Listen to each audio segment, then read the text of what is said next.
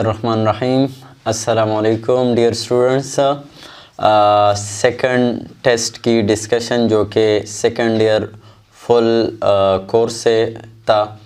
अच्छा बेटा, last chapter में लास्ट जो टेस्ट था उसमें से बाज़ एमसीक्यूज़ बच्चों ने कहा कि सिलेबस में गिवन है नहीं गिवन। तो बेटा ऐसा है कि बाज़ एमसीक्यूज़ ऐसे भी होंगे जो कि सिलेबस में होते हैं, बाज़ सिलेबस से रिलेटेड होंगे, बाज़ जो है वो हमारे पास सही है सिलेबस में नहीं होंगे लेकिन टच जो है मैंने सिलेबस का ही दिया हुआ होगा। दूसरा, अक्सर बच्चे पूछते हैं कि क्या करें, तैयारी सिर्फ सिलेबस के मुताबिक करें या सब। तो बेटा उसके लिए एक ही मेरा मशवरा होगा कि आप जो है कोर्स फुल देके लेकिन जो सिलेबस में आपके लिए जो टॉपिक दिए गए हैं उस पर ज़्यादा जो है वो फोकस करें। तो स्टार्ट करते हैं बेटा। पहला एमसीक्यूज़ था हमारे पास, receptor for vasopressin are present in dash. अच्छा, वेज़ोप्रेशन जो है वो क्या है? वेज़ोप्रेशन तो बेटा दिस इज़ अ हार्मोन और this is the second name of ADH. सही। अच्छा बेटा, अब एडीएच के बारे में याद रखना, जितने भी हार्मोन्स होते हैं, जब भी लफ्ज़ हार्मोन आ जाए तो बेटा हार्मोन के बारे में याद रखना कि ये एंडोक्राइन सिक्रीशन है, एंडोक्राइन सिक्रीशन है, एंडोक्राइन ग्लैंड से सिक्रीट होते हैं। दूसरा बेटा, they need receptor on the cell, और इसके लिए क्या होना चाहिए? रिसेप्टर ऑन सेल होना चाहिए। और तीसरा इसमें क्या आपको याद रखना है? रेगुलेट डिफरेंट बॉडी फंक्शन, और डिफरेंट बॉडी फंक्शन को रेगुलेट करते हैं। तो बेटा अब जिस तरह प्रोटीन हमारे पास, सॉरी हार्मोन जो है वो हमारे पास तीन किस्म के होते हैं, एक प्रोटीन, एक स्टीरॉयड और तीसरा जो है अमीनो एसिड डेरिवेटिव। सही। तो बेटा जो स्टीरॉयड हार्मोन होते हैं उसके लिए रिसेप्टर सेल मेम्ब्रेन के ऊपर मौजूद होगा। सही। जो प्रोटीन है उसके लिए रिसेप्टर हमारे पास साइटोप्लाज्म में होगा, और जो अमीनो एसिड डेरिवेटिव है उसके लिए जो है वो रिसेप्टर हमारे पास कहाँ पे मौजूद होगा? न्यूक्लियर मेम्ब्रेन में मौजूद होगा। तो अब यहाँ पे एडीएच है। सही। तो एडीएच के लिए ये हमारे पास प्रोटीन इन नेचर है या पेप्टाइड इन नेचर है। सही। अच्छा, और याद रखना कितने अमीनो एसिड से बना हुआ है? 9 अमीनो एसिड से बना हुआ है। अच्छा, कहाँ से सिक्रीट होता है? तो ये भी आपको पता होना चाहिए एडीएच का। तो बेटा एडीएच हमारे पास जो है ये प्रोड्यूस होता है सिंथेसिस या प्रोडक्शन, सिंथेसिस या प्रोडक्शन वो कहाँ पे होती है इसकी? तो एडीएच की सिंथेसिस या प्रोडक्शन जो होती है वो हमारे पास हाइपोथैलेमस, और बेटा इसकी जो स्टोरेज होती है, स्टोरेज कहाँ पे होती है? तो बेटा ये स्टोर होता है कहाँ पे? हमारे पास पोस्टीरियर पिट्यूटरी में, पोस्टीरियर पिट्यूटरी में। तो पोस्टीरियर पिट्यूटरी से ये सिक्रीट होता है। डन। अच्छा बेटा, फिर एडीएच के लिए रिसेप्टर जो साइट है वो कौन है? तो आप कहोगे किडनी, अगर आर्गन हुआ। और किडनी में फिर कौन है? तो किडनी में फिर हमारे पास निफ्रॉन है, और निफ्रॉन में फिर कौन है? तो बेटा दो जगहों पर जो है ये एक्ट करता है। वो दोनों बातें आपने याद रखनी है, एक है प्रॉक्सिमल कन्वोल्यूटेड ट्यूब्यूल और दूसरा है कलेक्टिंग डक्ट। तो यहाँ पे अगर देखा जाए तो proximal convoluted tubule, distal convoluted tubule, collecting duct, तो ऑप्शन कौन सा आएगा? बोथ बी एंड सी आएगा। ये तमाम की तमाम बातें एडीएच के बारे में आपने याद रखनी है। एमसीक्यूज़ के हवाले से जो आपके पास ऑप्शन था वो ये था, लेकिन ये जनरल जो है बातें आपको एडीएच के हवाले से कर दी। ओके बेटा, सेकंड एमसीक्यूज़ की तरफ आते हैं। That is among the following the ammonotelic are dash. बेटा नाइट्रोजिनस वेस्ट जो हमारे पास होता है वो एक है एमोनोटेलिक, एक है एमोनिया, एक है हमारे पास एमोनिया, और दूसरा है यूरिया, और तीसरा है यूरिक एसिड। तो वो तमाम एनिमल जो अमोनिया एक्सक्रीट करते हैं उसको हम एमोनोटेलिक कहते हैं, वो तमाम जो कि यूरिया एक्सक्रीट करते हैं उसको हम यूरोटेलिक, और जो यूरिक एसिड एक्सक्रीट करते हैं उसको हम यूरिकोटेलिक है। तो यहाँ पे ammonotelic, ammonotelic mean those which excrete ammonia. तो बेटा यहाँ पे अगर देखा जाए स्पॉन्जेस हमारे पास क्या है? ऑप्शन में जो बी ऑप्शन है वो एमोनोटेलिक है। तो यहाँ पे ऑप्शन बी आएगा, डेट इज स्पॉन्जेस। दूसरा बेटा एम्फीबियन है और द सी ऑप्शन एम्फीबियन और मैमल्स, वो हमारे पास क्या है, वो है यूरियोटेलिक। और बर्ड्स का दिया है, बर्ड्स या इंसेक्ट जो है वो हमारे पास क्या है बेटा, डेट इज यूरिकोटेलिक। तो दैट्स व्हाई स्पॉन्जेस आएगा, जो कि ऑप्शन कौन सा है, ऑप्शन बी है। ओके बेटा, नेक्स्ट एमसीक्यूज है हमारे पास third. How much water approximately is required to excrete 1 kilogram of ammonia nitrogen. अच्छा बेटा, जिस तरह मैंने आपसे कह दिया कि नाइट्रोजनस वेस्ट में हमारे पास एक आता है क्या, एमोनिया, सही। तो एमोनिया के लिए याद रखना 1 ग्राम के लिए हमारे पास 500 ml वाटर रिक्वायर्ड होता है एक्सक्रीशन के लिए। तो अगर इसकी जगह मैं 0.5 लीटर लिखूं तो गुनाह तो नहीं है ना बेटा, मैं 0.5 लीटर लिख सकता हूं। अच्छा, तो 1 ग्राम जो है, 1 ग्राम के लिए 0.5 लीटर रिक्वायर्ड होता है। अब 1 किलोग्राम जो कि 1000 ग्राम है, उसके लिए कितना रिक्वायर्ड होगा, तो इसके लिए हम थोड़ा मैथ्स कर लेते हैं। तो 1000 हमारे पास आ जाएगा, फिर 1 आ जाएगा और फिर उसके बाद x आ जाएगा और फिर 0.5 आ जाएगा, सही। तो यहाँ पे हमारे पास अगर देखा जाए 1 × x और ये आ जाएगा 1000 × 0.5। अच्छा, x को छोड़कर यहाँ पे 1 आ गया, सही। x की वैल्यू क्या आएगी, तो ये जब इससे मल्टीप्लाई करोगे तो अगर इसको मैं 0.5 के बजाय 1 और 2 लिख दो तो ये हमारे पास आ जाएगा क्या बेटा, 500 लीटर। तो यहाँ पे ऑप्शन हमारे पास आएगा बेटा डी, जो कि है 500 लीटर। तो 1 किलोग्राम के लिए 500 लीटर वाटर रिक्वायर्ड होगा। ओके बेटा, नेक्स्ट है fourth, a central cavity of kidney where urine is collected after filtration is known as. तो बेटा ये है किडनी, सही। और किडनी में फिर हमारे पास जहाँ पे यूरिन कलेक्शन होती है, सही। तो बेटा इस यहाँ पे यूरिन की कलेक्शन होती है और इसको हम क्या कहते हैं, पेल्वस कहते हैं, सही, पेल्वस कहते हैं। और बेटा याद रखना, ये जो पेल्वस है ये असल में यूरेटर का कौन सा पोर्शन है, एक्सपेंडेड पोर्शन है, जो कि अंदर मौजूद है, किसके, किडनी के अंदर। अच्छा, इसमें अक्सर आ जाता है कि ये पेल्वस, फिर यहाँ पे ये है पेल्वस, लेकिन अगर किडनी को देखा जाए तो बेटा इसमें यहाँ पे एक डीप नाच होता है और इसको हम कहते हैं हाइलस। तो हाइलस जो है इस डीप नाच को कहते हैं, जबकि यूरेटर का जो इनर एक्सपेंडेड पोर्शन है उसको हम क्या कहते हैं, पेल्वस कहते हैं। अब अक्सर आ जाता है कि हाइलस जो है वो कौन से साइड पर मौजूद है, तो बेटा ये आउटर साइड है और ये इनर साइड है, तो inner side of the kidney. और ये आउटर है लेकिन कन्वेक्स है और ये इनर है लेकिन कनकेव है। तो अगर आ जाए hilus is present on the inner या कनकेव साइड, दोनों आ सकता है, वहाँ पे हमारे पास मौजूद होता है of the kidney. Okay, next MCQs की तरफ आते हैं। तो यहाँ पे ऑप्शन कौन सा सही था, पेल्वस। फिफ्थ है बेटा, which of the following are physiological response to hyperthermia. Hyperthermia क्या होता है बेटा, हाइपरथर्मिया। तो बेटा जब भी आ जाए हाइपरथर्मिया क्या है, तो बेटा हाइपर मीन एबो नॉर्मल, थर्मिया मीन टेम्परेचर। तो जब भी हमारे पास टेम्परेचर एबो नॉर्मल होगा उसको हम क्या कहेंगे, हाइपरथर्मिया। तो हाइपरथर्मिया के लिए क्या होगा, तो हाइपरथर्मिया जब भी टेम्परेचर बढ़ जाता है तो इसके लिए क्या होगा, वेजो डायलेशन होगा, डायलेशन, वेजोडाइलेशन हो जाएगा, ब्लड फ्लो जो है टुवर्ड द स्किन वगैरह बढ़ जाएगी और लार्ज अमाउंट ऑफ हीट जो है वो रिलीज होगी। और दूसरा बेटा इसमें स्टार्ट हो जाएगा क्या बेटा, स्वेटिंग। तो स्वेटिंग और vasodilation both are the response against worse hyperthermia. और स्वेटिंग के जरिए भी हमारे बॉडी से क्या होता है, हीट लॉस होता है। तो यहाँ पे ऑप्शन कौन सा करेक्ट होगा, डी करेक्ट होगा, that is vasodilation and sweating. Okay बेटा, नेक्स्ट है हमारे पास MCQ sixth, which hormone pair share a common hypothalamic releasing factor. अच्छा, तो देखा जाए तो बेटा यहाँ पे हमारे पास STH एंड LH है, ACTH एंड LH है, FSH एंड STH। तो बेटा यहाँ पे हमारे पास है हाइपोथैलेमस और फिर यहाँ पे जो है हमारे पास इंटीरियर पिट्यूटरी होता है। तो इंटीरियर पिट्यूटरी के जो हार्मोन है उसके लिए हाइपोथैलेमस से रिलीजिंग फैक्टर आते हैं।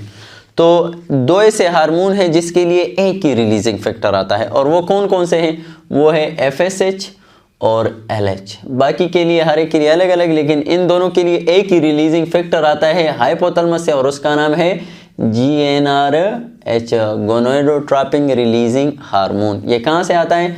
हाइपोथैलेमस से आता है। किसके लिए? FSH के लिए भी और LH के लिए भी। तो ऑप्शन कौन सा करेक्ट होगा? That is D, FSH and LH। Okay बेटा, नेक्स्ट है हमारे पास 7th, in phenylketonuria phenylalanine is not degraded because of the defective enzyme. अच्छा, फिनाइल केटोनूरिया में हमारे पास फिनाइल एनालिन की डिग्रेडेशन नहीं होती, किसकी कमी की वजह से? तो बेटा यहाँ पे हमारे पास एक अमाइनो एसिड है, that is phenyl alanine. Phenyl alanine ये एक अमाइनो एसिड है। इससे हमारे पास टायरोसिन बनता है, और टायरोसिन के बाद फिर यहाँ पे मेलानिन बनता है। मेलानिन जो है वो पिगमेंट है, और ये हमारे स्किन का जो है वो कलर देता है ब्लैक। अच्छा, तो फिनाइल एलानिन से यहाँ पे फिनाइल एलानिन ये हमारे पास जो है हाइड्रोक्सिलेज ये एक एंजाइम है। जब ये एब्सेंट होगा तो फिनाइल एलानिन की डिग्रेडेशन नहीं होगी, और फिर क्या काज होगा? फिनाइल केटोनूरिया काज होगा। सही। अच्छा, ये इसकी एब्सेंट की वजह से। और यहाँ पे टायरोसिन से मेलानिन जब बनता है, यहाँ पे एक और एंजाइम रिस्पॉन्सिव है, इसको हम कहते हैं टायरोसिनेज एंजाइम। तो बेटा इस एंजाइम की कमी की वजह से हमारे पास क्या होगा? फिनाइल केटोनूरिया काज होगा। सही। ओके, नेक्स्ट है 7th, 8, which of the following sequence is correct. तो बेटा पहला है LH, FSH, एस्ट्रोजन, प्रोजेस्ट्रॉन। पहला है LH, और फिर है FSH, और फिर है एस्ट्रोजन, और फिर है प्रोजेस्ट्रॉन। तो बेटा LH ल्यूटिनाइजिंग हार्मोन है। सही है। और FSH जो है फॉलिकल स्टिमुलेटिंग हार्मोन है। सिंपल आपको बता दूँ इसके लिए। फिर हमारे पास है FSH, एस्ट्रोजन, और फिर है प्रोजेस्ट्रॉन, और फिर है LH। डन। और C है हमारे पास बेटा FSH, LH, और फिर है प्रोजेस्ट्रॉन, और फिर है एस्ट्रोजन। और इसी तरह लास्ट वन है बेटा FSH, फिर उसके बाद है एस्ट्रोजन, और फिर उसके बाद है LH, और फिर है प्रोजेस्ट्रॉन। अच्छा, किस आपको बता दूँ, बस आपको फिर यहाँ पे समझ आ जाएगा कि इसमें से कौन सा सही होगा।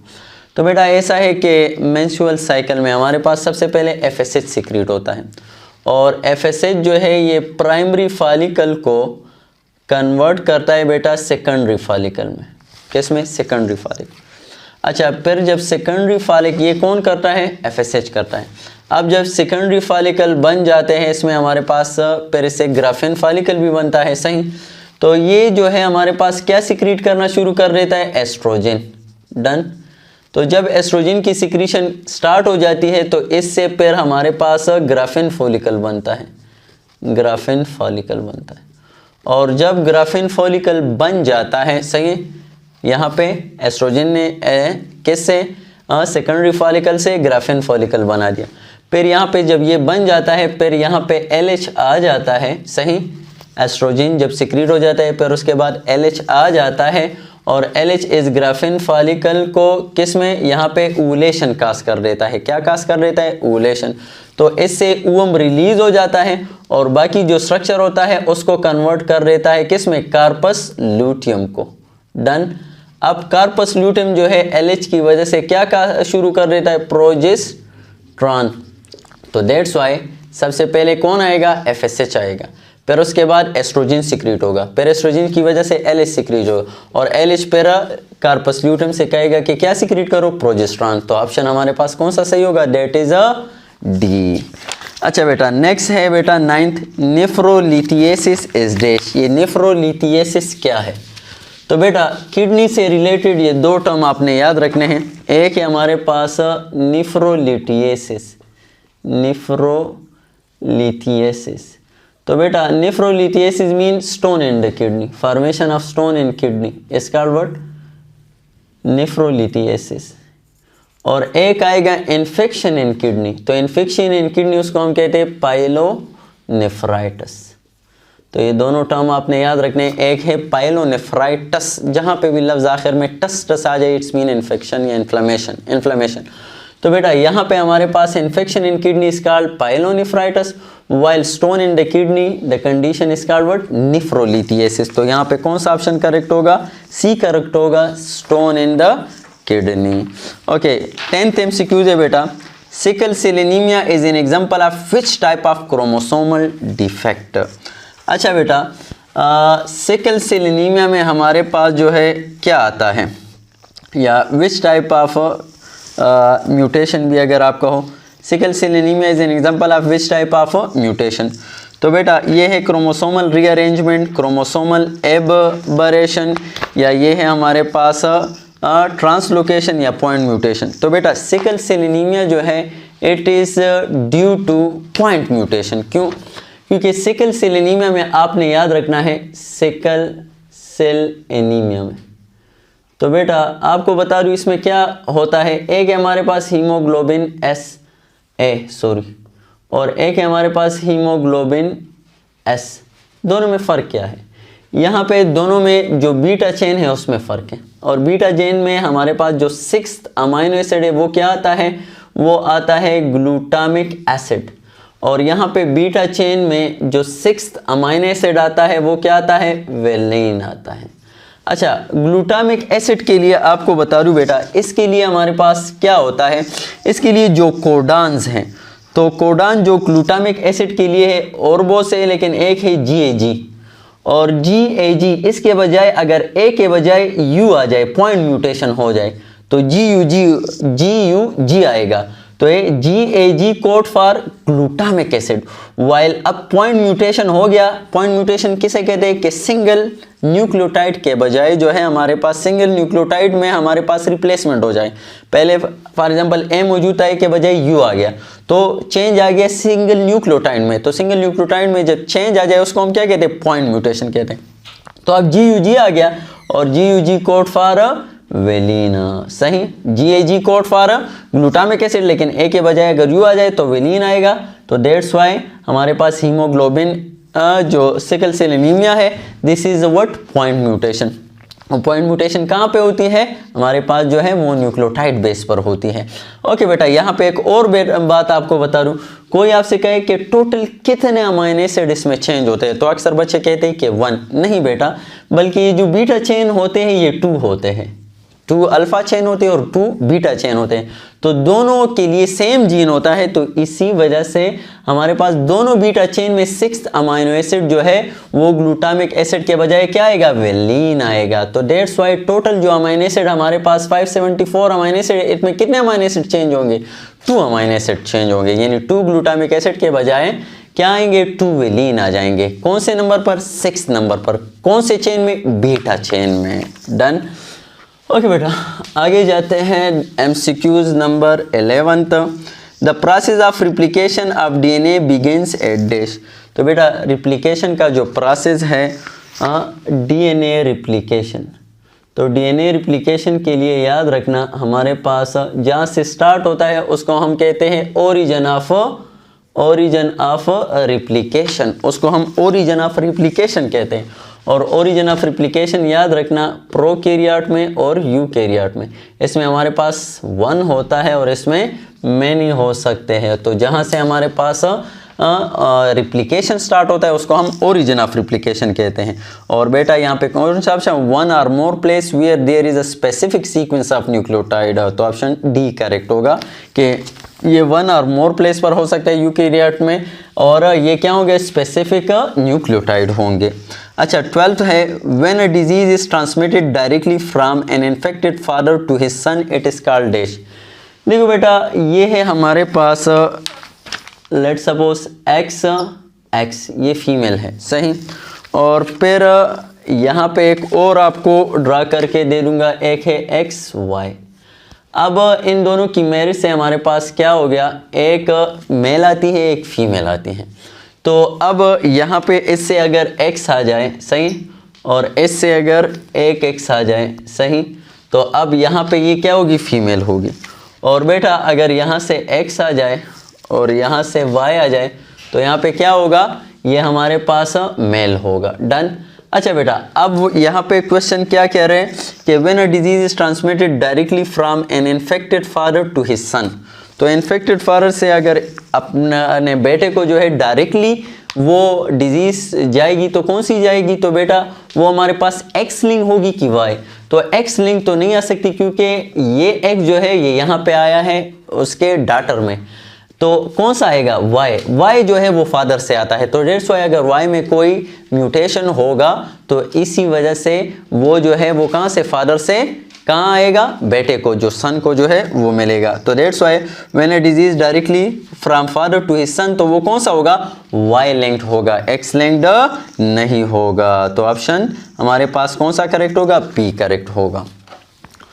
ओके बेटा नेक्स्ट है 13, epistasis is relationship between dash. Okay बेटा एलीलिक इंटरेक्शन आएगी या जीन इंटरेक्शन आएगा, एक टर्म आएगा जीन इंटरेक्शन। तो बेटा जीन इंटरेक्शन हमारे पास एक है एलीलिक और एक है नॉन एलीलिक। तो बेटा एलीलिक में क्या होता है, ये जो इंटरेक्शन होता है दो जीन्स के दरमियान या दो अलील के दरमियान, जो दो अलील्स हमारे पास होंगे, लेट सपोज ये एक अलील है ये दूसरा, तो ये सेम जीन के होंगे।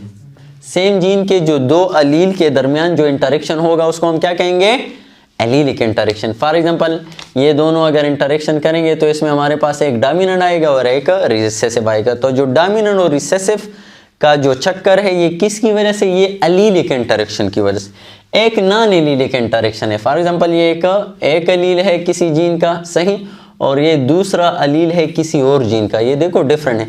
अब इनके दरमियान अगर इंटरेक्शन होगा, सही, तो इसको हम क्या कहेंगे, ये हमारे पास जो अलील है ये होमोलोगस क्रोमोसोम पर मौजूद नहीं है बल्कि डिफरेंट इसका जो है वो लोकस है। इसका लोकस दोनों का सेम होगा और यहाँ पे लोकस क्या होगा, डिफरेंट होगा, और जीन भी क्या होगा, डिफरेंट होगा।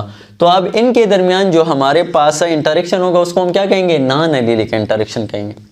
तो नॉन एलीलिक इंटरेक्शन की फिर हमारे पास एग्जाम्पल क्या है, एपिस्टेसिस है, और एपिस्टेसिस की एग्जांपल पर क्या है, बॉम्बे फिनोटाइप है, फिनोटाइप। तो दैट्स व्हाई एपिस्टेसिस में हमारे पास जो इंटरेक्शन होता है two different gene at different loci, option D correct होगा। 14th है gene for albinism in man is present on chromosome number dash. अच्छा बेटा चंद आपको बता दूं लिंक्ड जीन, तो लिंक जीन के लिए जो आपके बुक में एग्जांपल है, तो बेटा ऐसे कौन से जीन है जो कि एक ही क्रोमोसोम पर मौजूद है, तो उसके लिए आपको बता दूं लाश से जो आता है ये चारों के चार हमारे पास मौजूद है, कहाँ पे, कब्रिस्तान में नहीं बल्कि ये लाश से मुराद क्या है ये आपको बता दूं। बेटा ये चार जीन जो है ये एक ही क्रोमोसोम पर मौजूद है। एल से मुराद ल्यूकीमिया के लिए जो जीन है वो कहाँ पे मौजूद है आपको बता दूँ, 11th नंबर, ये तमाम के तमाम 11 नंबर। ए से मुराद अल्बिनिज्म, एस से मुराद सिकल सेल एनीमिया, और एस से मुराद हीमोग्लोबिन। तो बेटा इन चारों के लिए जो जीन मौजूद है वो कहाँ पे, 11th नंबर क्रोमोसोम पर मौजूद है। तो इसमें अल्बिनिज्म भी आ गया 11 नंबर क्रोमोसोम पर। ओके बेटा नेक्स्ट है हमारे पास MCQs number 15, gene can be translated in laboratory from messenger RNA by using dash. तो मैसेंजर RNA से RNA हो गया, जब इनसे gene can be synthesize in laboratory, हम जीन सिंथेसाइज करते हैं लेबोरेटरी फ्रॉम मैसेंजर RNA, जब RNA से हम जीन बनाते हैं, सही, यहाँ पे लेट्स सपोज DNA बना रहे हैं, सही, जीन में क्या होगा, DNA होगा। तो अब जब RNA से DNA बनेगा तो ये क्या होगा, रिवर्स ट्रांसक्रिप्टेज एंजाइम हम यूज़ करेंगे, जो कि ऑप्शन क्या है, डी है।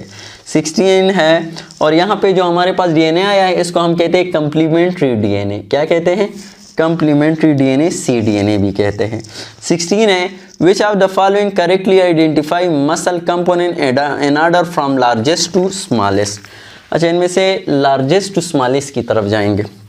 ओके बेटा यहाँ पे अगर देखा जाए तो लेट्स सपोज ये है हमारे पास बोन में फिर यहाँ पे टेंडन और टेंडन में फिर यहाँ पे हमारे पास क्या है, ये मसल बंडल है।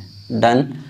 ओके बेटा, ये अगर मसल बंडल है फिर यहाँ पे हमारे पास इस मसल बंडल में छोटे छोटे से यूनिट्स हैं और इस एक छोटे से यूनिट को चलो मैं इनलार्ज कर देता हूँ। सही, यहाँ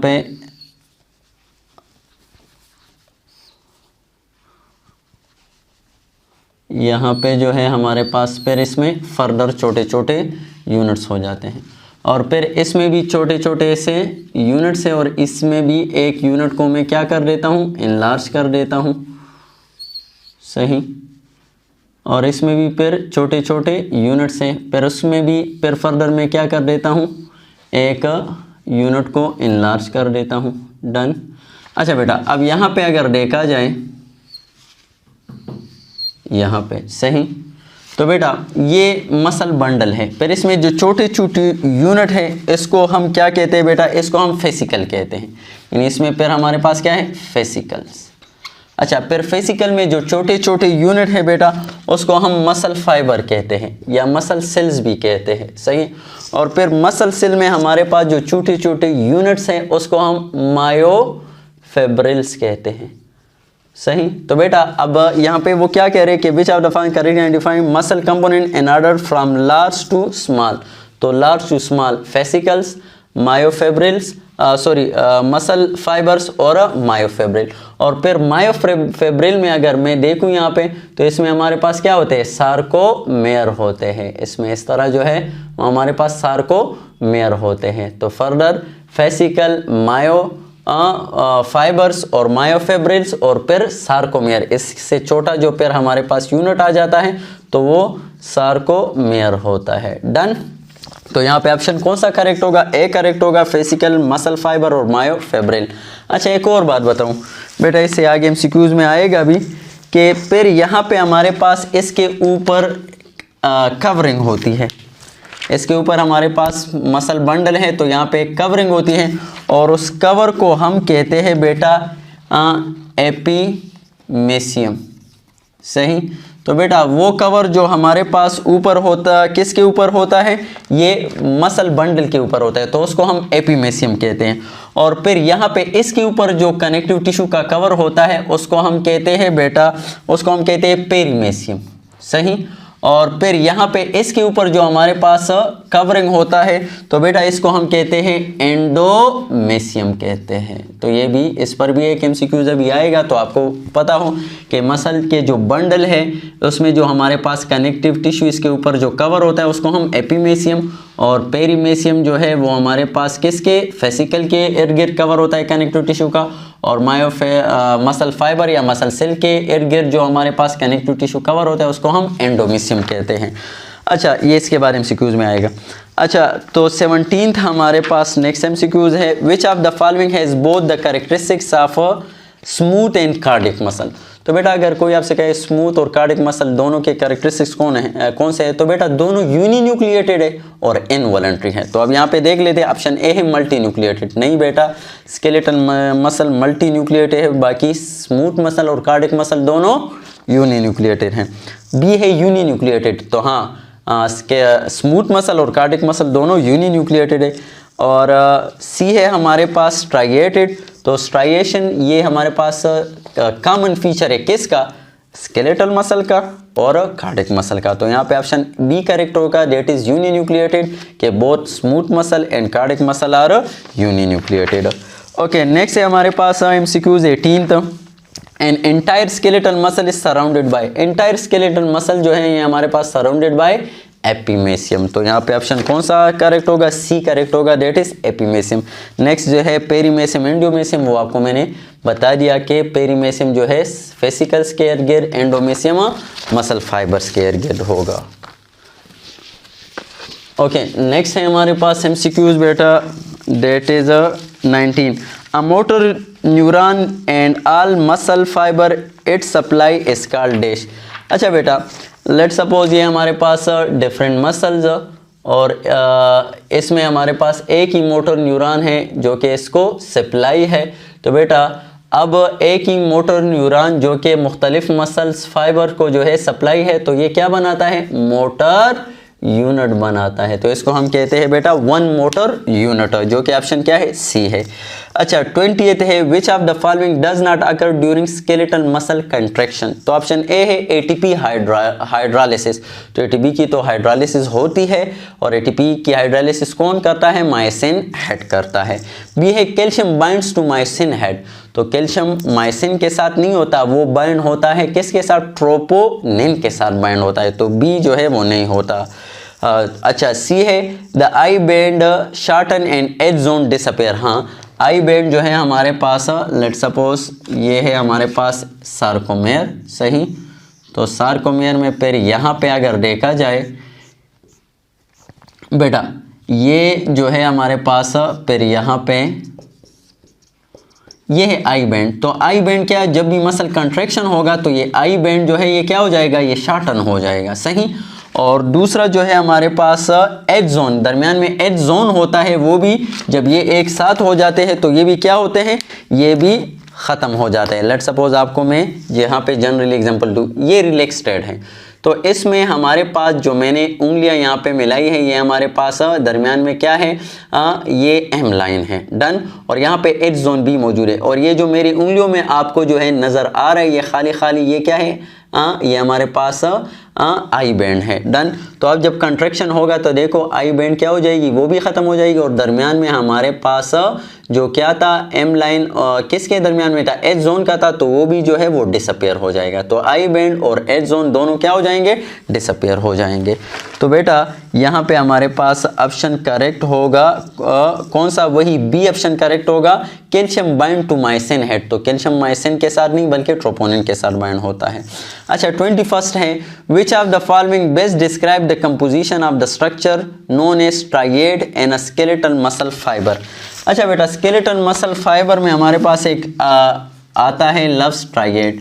तो ट्राइएड में क्या होता है बेटा, यहाँ पे स्मूथ एंडोप्लाज्मिक रेटिकुलम होता है, सही। और ये इसका जो है एक मेम्ब्रेन है और ये दूसरा मेम्ब्रेन है। और स्मूथ एंडोप्लाज्मिक रेटिकुलम में हमारे पास यहाँ पे भी एक स्मूथ एंडोप्लाज्मिक रेटिकुलम होता है, एंडोप्लाज्मिक रेटिकुलम, जिसको हम सार्कोप्लाज्मिक रेटिकुलम कहते हैं। और इसके दरमियान में हमारे पास क्या होता है, टी ट्यूब्यूल होता है। तो ये टी ट्यूब्यूल, सही, टी ट्यूब्यूल और प्लस ये दो साइटो स्मूथ एंडोप्लाज्मिक रेटिकुलम के ये cisternae, it make what, triad. इस स्ट्रक्चर को हम क्या कहते हैं, ट्राइएड्स कहते हैं, जो कि नर्व इम्पल्स को जो है वो ट्रांसपोर्ट करता है, कहाँ पे, इनसाइड द मसल। तो यहाँ पे हमारे पास ऑप्शन करेक्ट होगा, टर्मिनल सिस्टर्नी, ट्रांसवर्स ट्यूब्यूल जिसको हम टी ट्यूब्यूल करते हैं, एंड टर्मिनल सिस्टर्नी। तो ये टर्मिनल सिस्टर्नी हो गए, और transverse tubule it make what, triad. अच्छा 22 है, What effect does myelination on axon. Axon का जो है माइलिनेशन जो हमारे पास होता है एक्सान में, तो इसका इफेक्ट क्या है। तो सिंपली आपको पता है कि जब भी जिस न्यूरॉन में हमारे पास माइलिनेशन होगा तो वहाँ पे नर्व इम्पल्स जो है वो फास्टर ट्रेवल करेगा। तो ऑप्शन डी करेक्ट होगा, it allow them to conduct signal significantly faster. अच्छा 23 है, once release neurotransmitter molecule typically produce signal and post synaptic neuron by dash. तो बेटा ये है हमारे पास, लेट सपोज एक न्यूरॉन, ये है एक न्यूरॉन,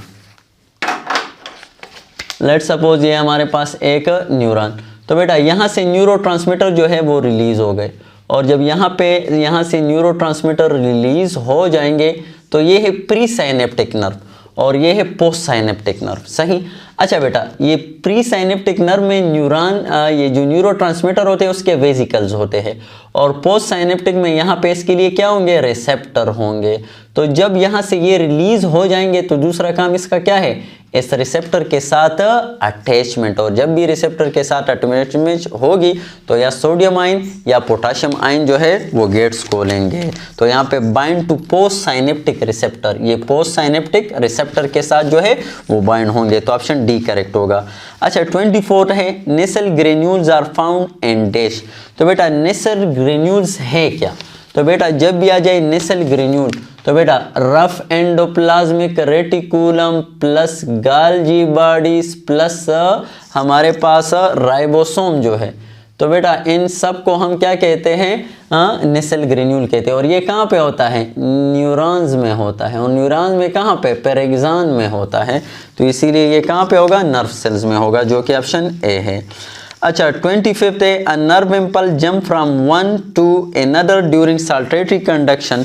अच्छा बेटा नर्व साल्टेटरी जो हमारे पास नर्व इम्पल्स होता है, तो लेट सपोज ये है हमारे पास एक न्यूरॉन नर्व फाइबर है, और यहाँ पे इसके क्या होते हैं बेटा, यहाँ पे हमारे पास लेट सपोज ये माइलिन शीट है, डन, ये एक माइलिन शीट, और फिर यहाँ पे जो है हमारे पास एक और माइलिन शीट, सही। और बेटा दो माइलिन शीट के दरमियान में ये जो गैप है इसको हम क्या कहते हैं, नोड ऑफ रनवीर। तो बेटा यहाँ से नर्व इम्पल्स लेट सपोज आ गया, सही है, तो फिर दूसरा जो है यहाँ पे कोई डीपोलराइजेशन नहीं होगा। दूसरा हमारे पास कहाँ पे होगा, इस जहाँ पे माइलिन शीट नहीं है यहाँ पे होगा, और इस रीजन को हम क्या कहते हैं, नोड ऑफ रनवीर कहते हैं। तो इसी तरह वन नोड ऑफ रनवीर से दूसरे और दूसरे नोड ऑफ रनवीर से तीसरे नोड ऑफ रनवीर की तरफ जो है ये क्या करेगा, मूवमेंट करेगा। और जंपिंग मैनर 20 को हम कहते हैं, क्योंकि node of Ranvier to node of Ranvier जो है वो क्या करता है, मूवमेंट करता है। तो यहाँ पे ऑप्शन हमारे पास आएगा कि ये जो साल्टेटरी या जंपिंग मैनर जो नर्व इम्पल्स है, इसमें ये जो नर्व इम्पल्स ट्रेवल करता है ये कहाँ से, वन नोड ऑफ रनवीर से दूसरे नोड ऑफ रनवीर तक। तो डीपोलराइजेशन हमारे पास यहाँ पे नहीं होगी, यहाँ पे नोड ऑफ रनवीर में होगी, जो कि ऑप्शन सी है। अच्छा बेटा नेक्स्ट है हमारे पास MCQs 26, the posterior pituitary store and release dash hormone. Okay बेटा जब भी आ जाए पोस्टीरियर पिट्यूटरी, तो कोई आपसे कहे पोस्टीरियर पिट्यूटरी कितने हार्मोन सिक्रीट करता है, पोस्टीरियर पिट्यूटरी, तो आप कहो कितने हार्मोन प्रोड्यूस करता है, तो आप कहो कोई भी हार्मोन ये प्रोड्यूस नहीं करता। क्यों, एडीएच और ऑक्सीटोसिन जो है, तो बेटा एडीएच और ऑक्सीटोसिन जो है ये हार्मोन है जो कि बनते हैं हाइपोथैलेमस में, लेकिन स्टोर यहाँ पे होते हैं। तो यहाँ पे the posterior pituitary store and release, तो हाँ स्टोर भी यहाँ पे होते हैं और यहाँ से रिलीज भी होते हैं। कौन से, एडीएच एंड ऑक्सीटोसिन। तो ऑप्शन सी करेक्ट होगा, that is ADH and oxytocin. Okay बेटा नेक्स्ट है हमारे पास 27th, calcium level in the blood is regulated by dash. तो बेटा जब भी आ जाए calcium level in the blood, तो इसके लिए हमारे पास याद रखना दो हार्मोन रिस्पॉन्सिबल है, एक को हम कहते हैं कैल्सिटोनिन और एक को हम कहते हैं पैराथारमोन। तो बेटा दोनों के बारे में जाना आपको बता दूं, कैल्सिटोनिन जब आ जाए ये कैल्शियम लेवल जो है वो क्या करता है, डिक्रीज करता है ब्लड में, और ये जो है कैल्शियम लेवल इंक्रीज करता है ब्लड में। तो ये दोनों करते हैं, लेकिन कैल्सिटोनिन सिक्रीट होता है थायराइड ग्लैंड से और ये सिक्रीट होता है पैराथायराइड ग्लैंड से। तो यहाँ पे ऑप्शन क्या होगा, thyroid and parathyroid gland, D option होगा, बोथ ए एंड बी। 28 है, dash are the neuron carrying impulse away from the central nervous system. अच्छा वो कौन से न्यूरॉन होते हैं जो कि सेंट्रल नर्वस सिस्टम से मैसेज लेकर जाते हैं। तो बेटा यहाँ पे लेट सपोज मैं सेंट्रल नर्वस सिस्टम बना लेता हूँ, ये है हमारे पास सेंट्रल नर्वस सिस्टम, ये है ब्रेन और ये है स्पाइनल कार्ड। तो बेटा ब्रेन और स्पाइनल कार्ड, अब याद रखना वो तमाम न्यूरॉन जो कि मैसेज लेकर आते हैं किसकी तरफ, सेंट्रल नर्वस सिस्टम को, तो उसको याद रखना, उसको हम सेंसरी न्यूरॉन भी कहते हैं और उसको हम एफेरेंट न्यूरॉन भी कहते हैं। तो दोनों लफ्ज़ इस्तेमाल करते सकते हो, सेंसरी न्यूरॉन भी और एफेरेंट।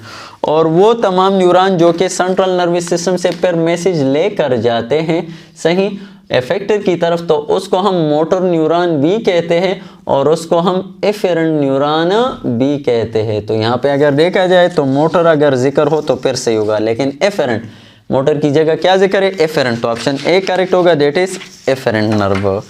अच्छा नेक्स्ट है बेटा 29, which of these has the highest permeability and resting nerve cell. अच्छा रेस्टिंग जो नर्व सेल्स होता है आरएमपी, रेस्टिंग मेम्ब्रेन पोटेंशियल। तो रेस्टिंग मेम्ब्रेन पोटेंशियल में जो है नर्व जो सेल्स होता है वो किसके लिए परमिएबल होता है, तो बेटा पोटाशियम के लिए।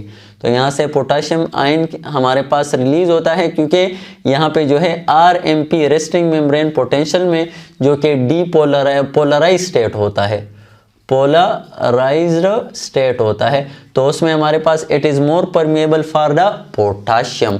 और पोटाशियम के कौन से गेट्स ओपन होते हैं? Non voltage regulated gate. तो अगर आ जाए पोलराइज जो स्टेट होता है किसकी वजह से, तो यहाँ पे और भी रीज़न है, लेकिन एक उसमें क्या है कि पोटाशियम के non voltage regulated gates open होते हैं। फिर डिपोलराइजेशन में क्या होता है? सोडियम के जो है वोल्टेज रेगुलेटेड गेट्स ओपन होते हैं। और फिर तीसरा हमारे पास आता है रिपोलराइजेशन, एक लफ्ज़ आता है, उसमें हमारे पास क्या होता है? तो रिपोलराइजेशन में भी हमारे पास पोटाशियम क्या होता है? Potassium voltage regulated gates open. ये दोनों आपने यहाँ पे याद रखना है कि पोलराइज स्टेट में पोटाशियम के लिए नॉन वोल्टेज रेगुलेटेड गेट होते हैं, जबकि रिपोलराइजेशन में पोटाशियम के लिए जो है वोल्टेज रेगुलेटेड गेट्स ओपन होंगे। अच्छा, तो यहाँ पे सी ऑप्शन आएगा पोटाशियम। 30th है the endocrine gland responsible for the body circadian rhythm is called dash. अच्छा बेटा, हमारे बॉडी में वेरियस एक्टिविटीज़ होते हैं जो कि अपने आप को रिपीट करता है कुछ वक्त के बाद। तो the repetition of centre activities after certain interval या the repetition of activities after certain interval is called what? Biorhythm. तो बेटा बायोरिदम को अगर आप देखो, बायोरिदम, तो बायोरिदम में फिर हमारे पास डिफरेंट क्लासेस आ जाते हैं। एक जो एक लम्हे बाद जो है अपने आप को रिपीट करता है कुछ लम्हे बाद, उसको हम टाइट्स कहते हैं। क्या कहते हैं? टाइट्स। फिर 24 घंटे बाद जो है उसको रिपीट कर रहे हो तो उसको हम सर्केडियन रिदम कहते हैं। और जो कि मंथली बेस पर अपने आप को रिपीट करते हैं उसको हम सर्कलूनर कहते हैं। और जो कि अपने आप को 1 साल बाद रिपीट करते हैं उसको हम सर्केनवल कहते हैं। सही, तो ये अपने टर्म्स याद करना है। बायोरिदम के लिए टाइड्स है, सर्केडियन है, सर्कलूनर और सर्केनवल। तो बेटा यहाँ पे 24 घंटे बाद जो अपने आप को रिपीट करता है तो उसको हम सर्केडियन कहते हैं। और सर्केडियन के लिए जो है वो कौन रिस्पॉन्सिबल है? मेलाटोनिन। और मेलाटोनिन कहाँ से सिक्रीट होता है? पीनियल ग्लैंड से। और पीनियल ग्लैंड कहाँ पे होता है? ये हमारे पास ब्रेन में होता है। सही, तो ये ऑप्शन आपको पता हो। तो यहाँ पे बी आएगा, दैट इज पीनल ग्लैंड। 31 है the primary target of the releasing and inhibiting hormone of the hypothalamus is dash. Hypothalamus से हमारे पास रिलीजिंग हार्मोन भी आते हैं और इनहिबिटरी हार्मोन भी आते हैं। तो उसके लिए जो प्राइमरी ऑर्गन है वो कौन सा है? Interior pituitary. डन, तो ऑप्शन आएगा सी। 32 है which of these is not an endocrine gland. इनमें से कौन सा एंडोक्राइन ग्लैंड नहीं है? पेनक्रियास। पेनक्रियास हमारे पास एंडो भी है, एक्सो भी है। सही, और जो एंडो भी हो और एक्सो भी हो उसको हम क्या कहते हैं? हेट्रोक्राइन ग्लैंड कहते हैं। बी ऑप्शन है टेस्टिस। तो टेस्टिस हमारे पास ये भी क्या सिक्रीट करते हैं? हार्मोन्स लाइक टेस्टोस्टेरोन, इनहिबिन वगैरह। तो इसीलिए वो क्या हो गया? वो भी हमारे पास एंडोक्राइन ग्लैंड है। अच्छा, सलेवरी ग्लैंड, तो सलेवरी ग्लैंड कोई हार्मोन सिक्रीट नहीं करता, ये क्या सलाइवा सिक्रीट करता है और सलाइवा में एंजाइम्स होते हैं, तो ये एंडोक्राइन नहीं हुआ, तो सी ऑप्शन करेक्ट होगा। डी ऑप्शन पैराथायराइड ग्लैंड है, तो वो तो हार्मोन सिक्रीट करता है पैराथार्मोन, तो वो भी एंडोक्राइन है। तो ऑप्शन सी जो है वो एंडोक्राइन ग्लैंड नहीं है और वो कौन सा है? Salivary gland.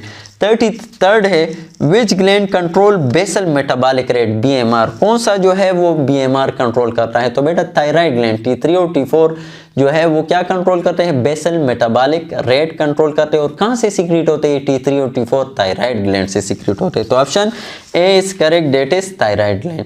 अच्छा बेटा, नेक्स्ट है 34 when a muscle fibre shorten the following also shorten. तो बेटा मसल फाइबर में हमारे पास क्या ऐसा होता है कि ये शॉर्टन हो जाता है?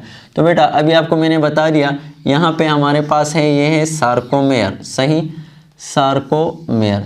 सही, तो सार्कोमेयर में क्या होता है? यहाँ पे फिर अगर देखा जाए, ये अगर मैं सार्कोमेयर बनाऊं लेट सपोज,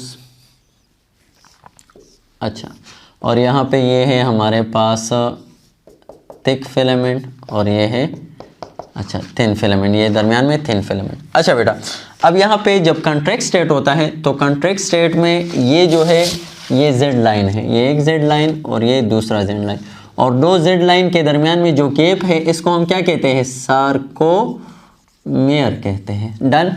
अब जब कंट्रैक्शन होगा तो ये सार्कोमेयर एक दूसरे के इसी तरह करीब आ जाएंगे, ये जो जेड लाइन है ये एक दूसरे के इस तरह करीब आ जाते हैं। सही, तो इसी वजह से चलो अगर मैं कंट्रैक्ट स्टेट बनाऊं, सही, तो कॉन्ट्रैक्ट स्टेट में हमारे पास इसकी जो लेंथ होती है वो क्या हो जाती है, वो कम हो जाती है। किसकी, सार्कोमेयर की। सही, तो सार्कोमेयर जो है वो शॉर्टन होता है, लेकिन बाकी ये फिलामेंट्स वगैरह ये ओवरलैप कर जाते हैं लेकिन शॉर्टन नहीं होते। तो यहाँ पे ऑप्शन कौन सा करेक्ट होगा, करेक्ट होगा हमारे पास बी, सार्कोमेयर। बाकी कोई इसमें हमारे पास जो है वो शॉर्टन नहीं होता, सार्कोमेयर शॉर्टन, उसकी साइज जो है वो कम हो जाती है।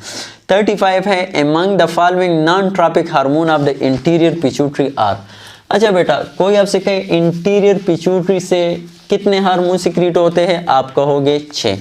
तो बेटा इनमें से फिर आपको बता रही हूँ जो tropic hormone of interior pituitary, तो उसमें चंद आपको बता दूँ कि इंटीरियर पिट्यूटरी में के जो हार्मोन है, इंटीरियर पिट्यूटरी के हार्मोन कौन कौन से हैं बेटा, FSH है, LH है, ACTH है, और दूसरा जो है हमारे पास ग्रोथ हार्मोन है, और FSH, LH या TSH है। सही, और ग्रोथ हार्मोन है, ये चंद आपको बता रहा हूँ। और इसी तरह प्रोलेक्टिन है। तो बेटा याद रखना, अब इनमें से ट्रॉफिक हार्मोन किसे कहते हैं, वो हार्मोन जो कि एक ग्लैंड से सिक्रीट हो और उसका टारगेट दूसरा ग्लैंड हो, सही है, हार्मोन सिक्रीशन के लिए, तो उसको हम क्या कहेंगे, ट्रॉफिक हार्मोन कहते हैं। तो बेटा ये जो हमारे पास है, ये 4 के 4 हमारे पास क्या है, ट्रॉफिक हार्मोन है। इसको हम क्या कह रहे हैं, ट्रॉपिक या ट्रॉफिक हार्मोन कहते हैं। तो बेटा अब यहाँ पे अगर देखा जाए तो एक है हमारे पास TSH तो ट्रॉफिक है, दूसरा हमारे पास है STH किसको हम कहते हैं, ग्रोथ हार्मोन, सोमेटोट्रॉपिक हार्मोन। तो सोमेटोट्रॉपिक है, इसको हम सोमेटोट्रोपिन भी कहते हैं, सोमेटोट्रॉपिक हार्मोन भी कहते हैं। तो ये हमारे पास कौन सा है, ये नॉन ट्रॉपिक हार्मोन है। सी है FSH और ACTH, तो FSH और LH का टारगेट क्या है, टेस्टिस है, और टेस्टिस में जाके ये क्या कहता है, उसे हार्मोन सिक्रीट करता है। और बेटा ACTH का टारगेट क्या है, एड्रीनल ग्लैंड है। तो इन तमाम का जो टारगेट है वो अदर ग्लैंड्स है। ग्रोथ हार्मोन हमारे पास ये ग्रोथ को कंट्रोल करता है, ये ट्रॉपिक हार्मोन नहीं है। तो बेटा यहाँ पे ऑप्शन कौन सा आएगा, बी आएगा, दैट इज STH, सोमेटोट्रॉपिक हार्मोन या सोमेटोट्रोपिन। अच्छा नेक्स्ट है 36, विच of the following event occur at 14 day of menstrual cycle.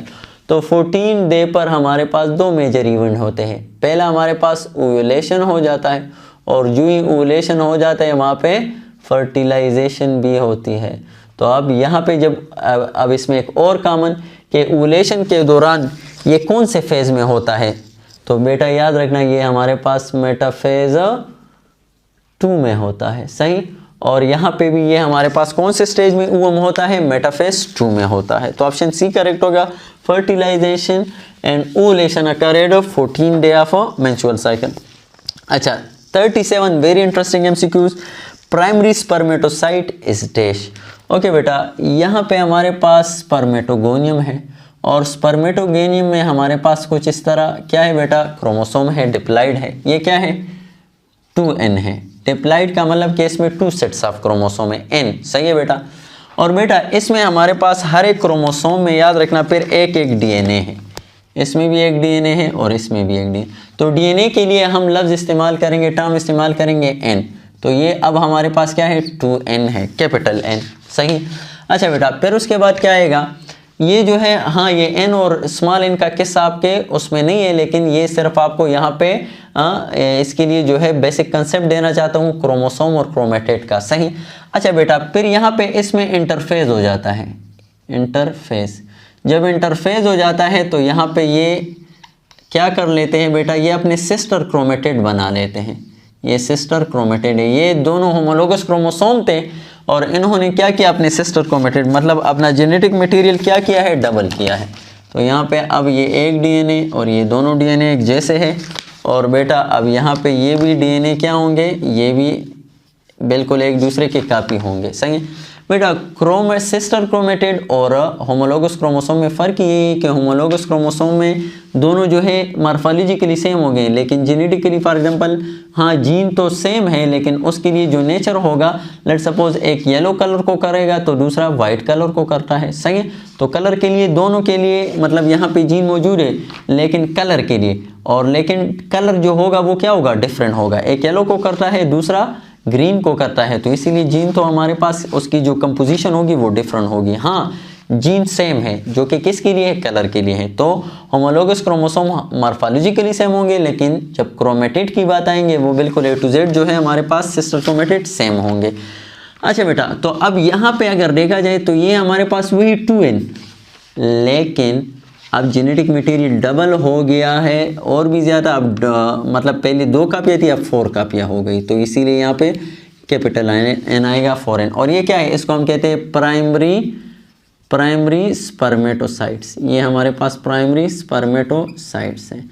तो अब यहाँ पे अगर देखा जाए, मैंने क्या है, primary spermatocyte is days 2n है, तो यहाँ पे स्मॉल 2n, तो यहाँ पे ऑप्शन स्मॉल 2n नहीं है, तो ऑप्शन बी करेक्ट होगा, दैट इज 4n। तो यहाँ पे हमारे पास ऑप्शन आएगा बी, दैट इज 4n। अच्छा 38 है, तो बेटा अब ये भी क्रोमोसोम और ये भी क्रोमोसोम है, लेकिन फ़र्क क्या है, ये सिंगल क्रोमेटेड क्रोमोसोम है। अक्सर ये भी हमारे पास क्रोमोसोम है और ये भी हमारे पास क्या है, क्रोमोसोम है, दोनों क्रोमोसोम है, सही। लेकिन ये जो है हमारे पास जो क्रोमोसोम है इसमें सिंगल क्रोमेटेड है, एक डीएनए है, तो इसको हम कहते हैं सिंगल क्रोमेटेड क्रोमोसोम, और इसको हम कहते हैं डबल क्रोमेटेड क्रोमोसोम। बाकी है दोनों एक ही क्रोमोसोम, सही। ओके बेटा, नेक्स्ट है हमारे पास 38। Which of the following are effects of increase level of estrogen in the follicular phase of the menstrual cycle. Menstrual cycle का जो फॉलिकुलर स्टेज होता है, तो इसमें एस्ट्रोजन हमारे पास सिक्रीट होता है, एस्ट्रोजन। और एस्ट्रोजन के 2 काम होते हैं। एक जो है ये क्या करता है, रिकंस्ट्रक्शन ऑफ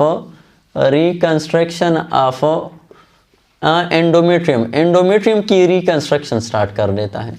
और दूसरा बेटा, ये जो म्यूकस होता है सर्विक्स में हमारे पास जो म्यूकस होता है उसको हम क्या कर देता है, थिन कर देता है। तो thinning of the cervical mucus, option भी करेक्ट होगा।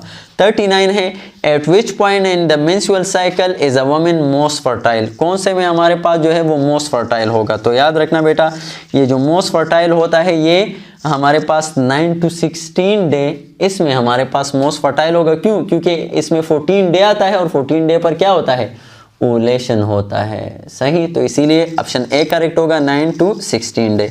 14 है, at which stage in the uterine cycle does the secretory phase occur. तो बेटा 1 to 5 जो हमारे पास स्टेज होता है उसको हम क्या कहते हैं, मेंस्ट्रुअल फेज कहते हैं।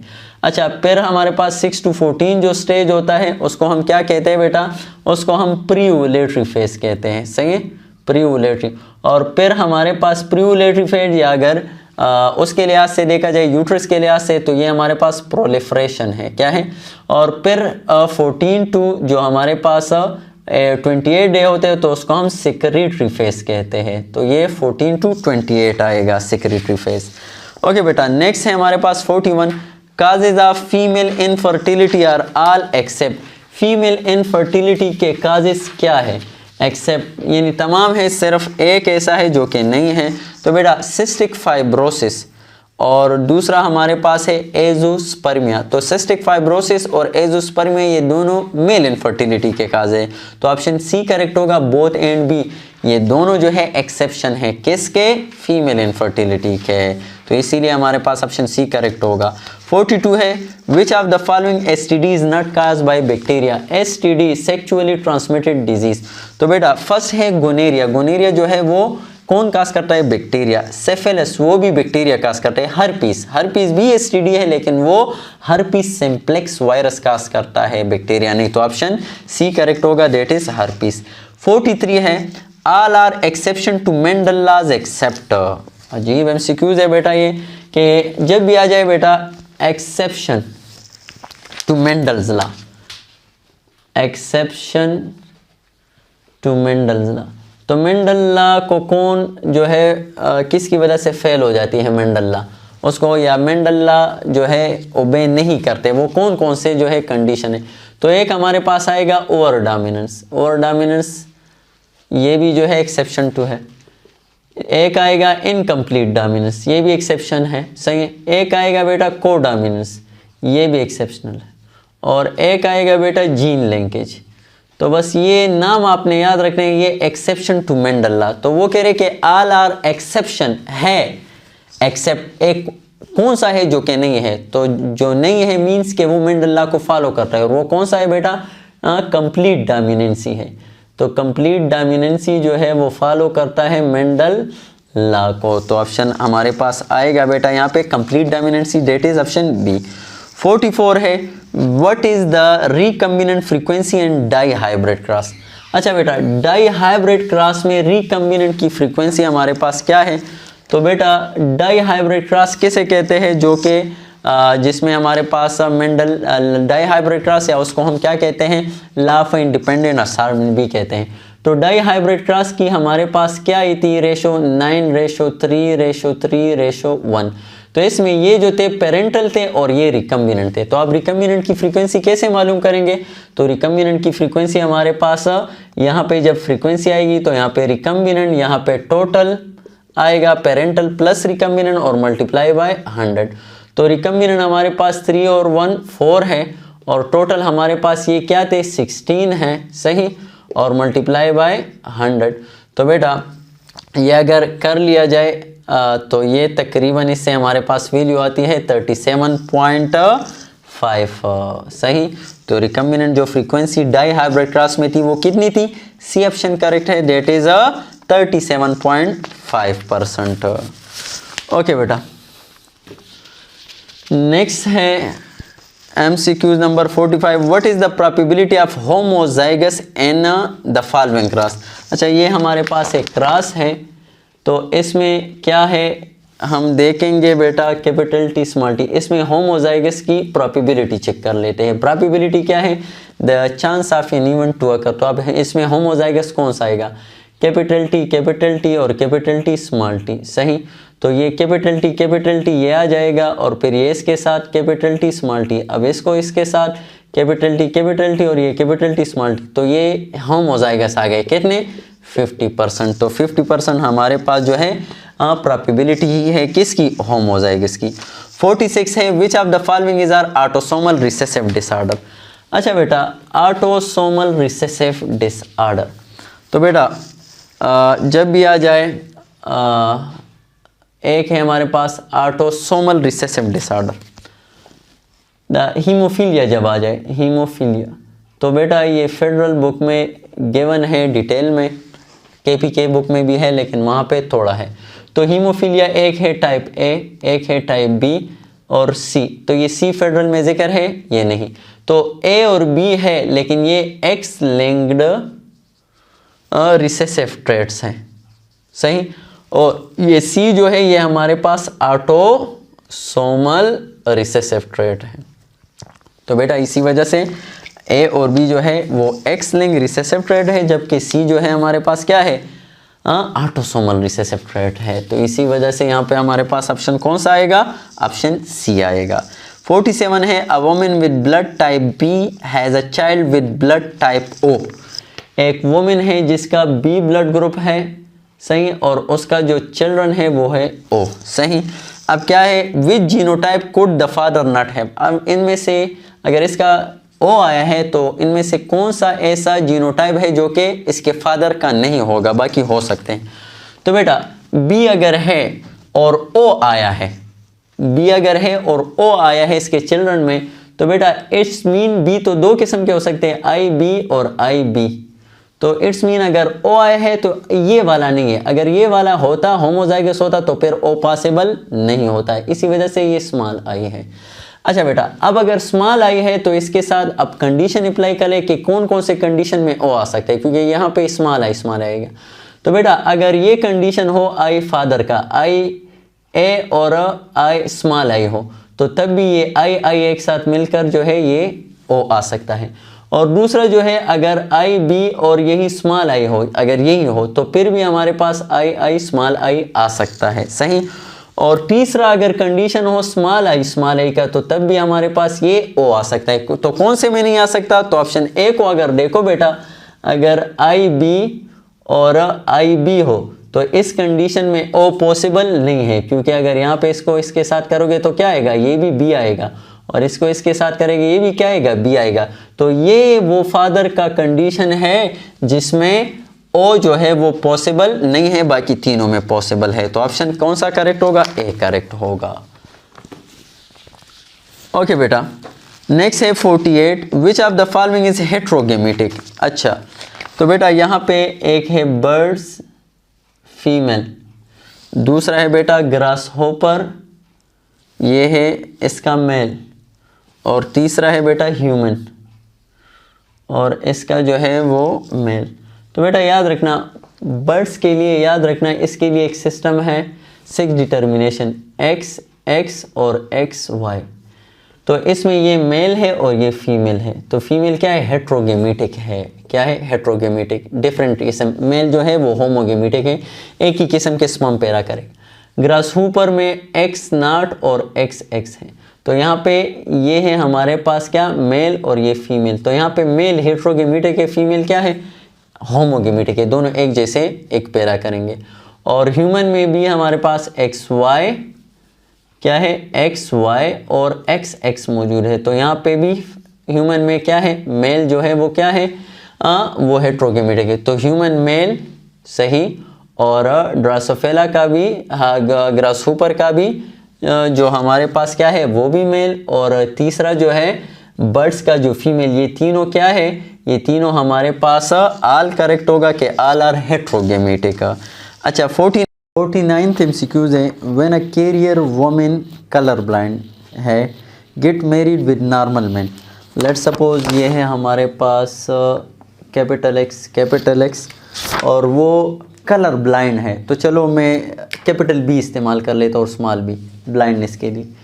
वैसे C होता है, लेकिन चलो कैपिटल B। कैरियर अगर है तो इसमें क्या होगा, स्मॉल b मौजूद होगा, क्योंकि कलर जो ब्लाइंडनेस है वो हमारे पास क्या है, एक्स लिंक रिसेसिव डिसऑर्डर है, सही।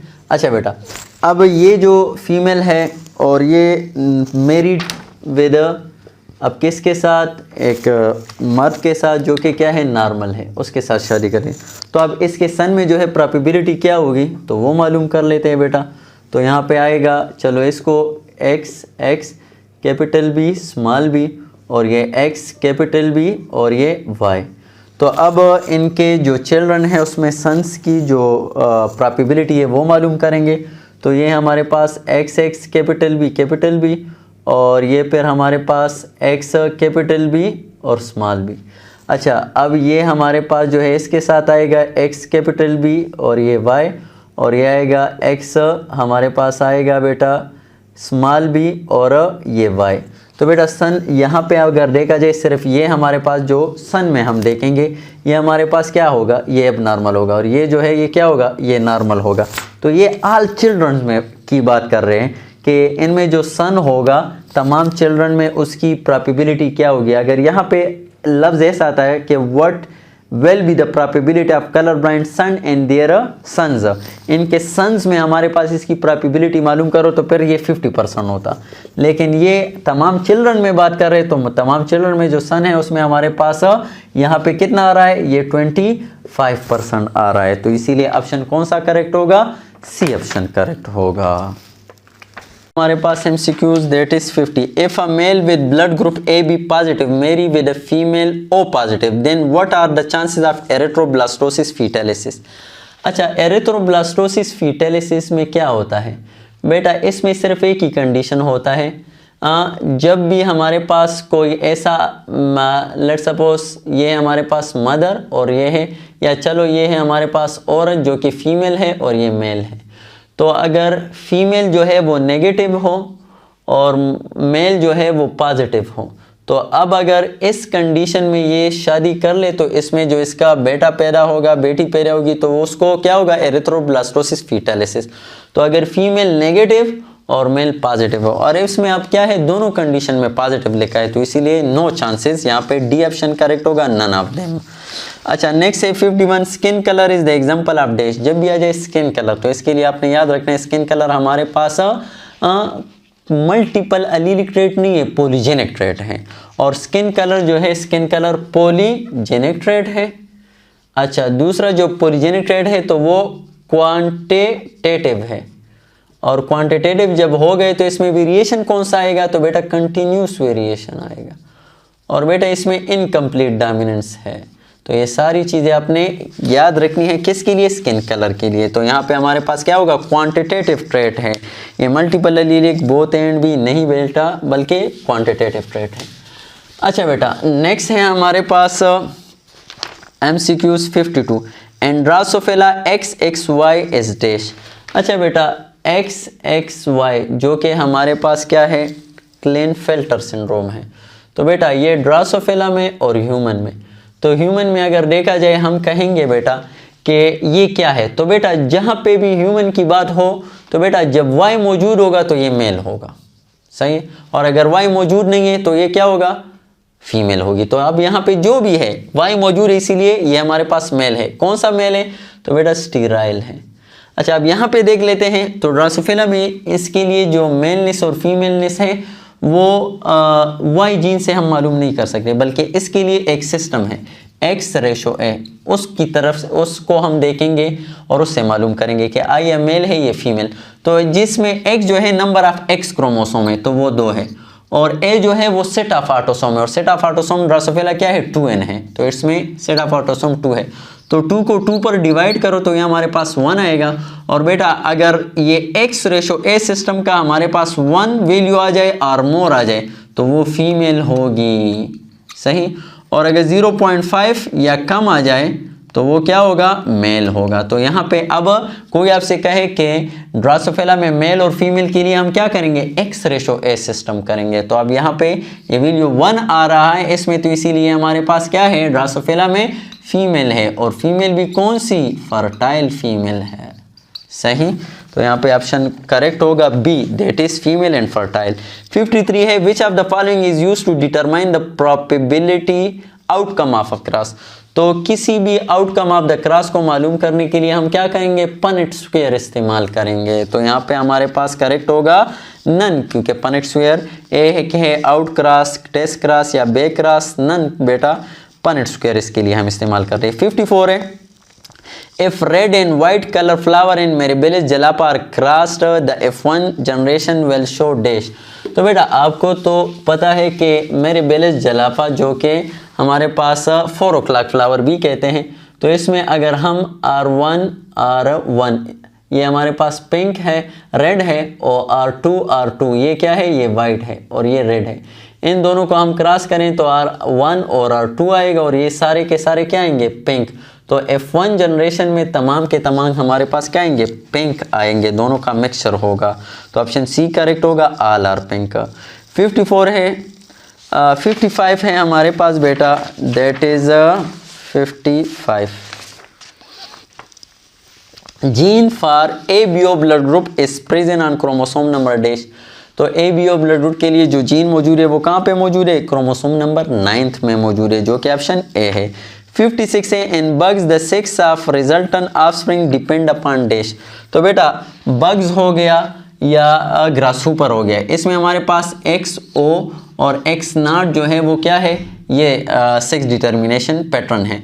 तो बेटा जिसमें ये मेल है और ये फीमेल है, तो बेटा अब फीमेल में तो दोनों एक जैसे हैं, यहाँ पे दोनों एक जैसे एक प्रोड्यूस होंगे, तो अब मेल और फीमेलनेस का इन्हिसार किस पर है, इस पर है। अगर यहाँ से X आ जाए तो ये फीमेल होगी, और अगर यहाँ से ये नलोगेमीट आ जाए तो फिर ये क्या होगा, मेल होगा। तो इसीलिए ये जो है मेलनेस और फीमेल का नेस का इन्हिसार जो बग्स में है ये किस पर है, ये स्पर्म पर है, सही, मेल के जो स्पर्म है उस पर है, डन, क्योंकि इस मेल के स्पर्म हमारे पास डिफरेंट। इसी तरह हम में भी मेलनेस और फीमेल के नेस का इन्हिसार ये किस पर है, ये ह्यूमन के जो मेल होता है उसके स्पर्म पर होता है।